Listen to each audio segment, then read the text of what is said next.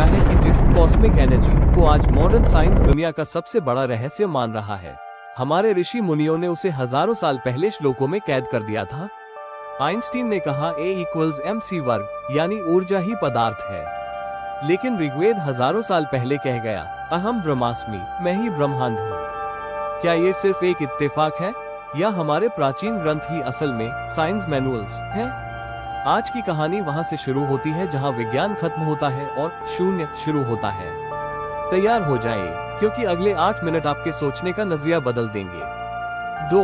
Big bang बनाम हिरण्यगर्भ। आज का विज्ञान कहता है कि ब्रह्मांड एक छोटे से बिंदु से शुरू हुआ जिसे सिंगुलैरिटी कहते हैं। लेकिन ऋग्वेद के नासदीय सूक्त को पढ़िए, वहाँ इसे हिरण्यगर्भ कहा गया है, एक सुनहरा अंडा जिसमें पूरा ब्रह्मांड समाया था।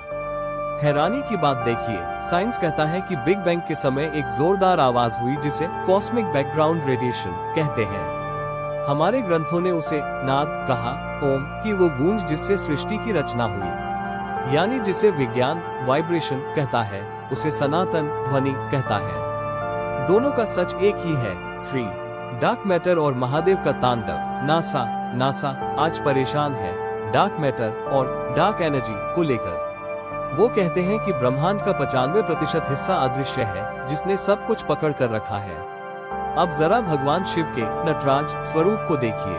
स्विट्जरलैंड की सन लैब में नटराज की मूर्ति क्यों लगी है? क्योंकि शिव का आनंद तांडव की असल में वो कॉस्मिक डांस है जो कणों पार्टिकल्स के बनने और मिटने की प्रक्रिया को दर्शाता है। शिव ही वह कॉस्मोस है जो शून्य भी है और अनंत भी, जिसे विज्ञान क्वांटम फील्ड कहता है। हमारे ग्रंथ उसे शिव तत्व कहते हैं। 4. मल्टीवर्स और भागवत पुराण। आजकल मार्वल की फिल्मों में मल्टीवर्स का बड़ा शोर है, लेकिन भागवत पुराण के 10वें अध्याय की कहानी सुनिए। जब ब्रह्मा जी को गर्व हुआ, तब श्री कृष्ण ने उन्हें दिखाया कि इस ब्रह्मांड के अलावा करोड़ों और ब्रह्मांड हैं और हर ब्रह्मांड के अपने ब्रह्मा हैं। पुराणों में लिखा है कि महाविष्णु के एक रोम छिद्र से एक ब्रह्मांड निकलता है।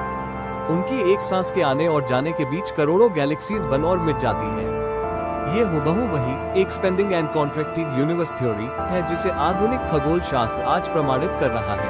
5. हमारे अंदर की ऊर्जा, द क्वांटम कनेक्शन। सबसे बड़ा विज्ञान तो हमारे शरीर के अंदर है। विज्ञान कहता है हम स्टारडस्ट, तारों की धूल से बने हैं। हमारे ग्रंथ कहते हैं यत् पिंडे तद ब्रह्मांडे, जो इस शरीर में है वही ब्रह्मांड में है। हमारे शरीर के 7 चक्र असल में कॉस्मिक एनर्जी के रिसीवर्स हैं। जब आप ध्यान मेडिटेशन करते हैं तो आप उसी अनंत ऊर्जा से जुड़ते हैं जिसे विज्ञान यूनिफाइड फील्ड कहता है। यानी आपका मस्तिष्क एक एंटीना है और ब्रह्मांड एक ट्रांसमीटर। 6. उपसंहार, विज्ञान या ज्ञान। तो दोस्तों, सच क्या है? कॉस्मिक एनर्जी विज्ञान है या हमारे ग्रंथों की सच्चाई? असल में ये दोनों एक ही सिक्के के 2 पहलू हैं। विज्ञान बाहर की ओर देख रहा है, जबकि सनातन ने हजारों साल पहले हमें अंदर की ओर देखना सिखाया था। आज हम इंटरनेट से दुनिया को जोड़ रहे हैं, लेकिन हमारे पूर्वजों ने अपनी चेतना कॉन्शियसनेस से पूरे ब्रह्मांड को जोड़ लिया था। फैसला आपका है, आप खुद को सिर्फ हार्ड मास का पुतला मानते हैं या उस दिव्य ऊर्जा का हिस्सा जो आपके अंदर इस वक्त भी धड़क रही है।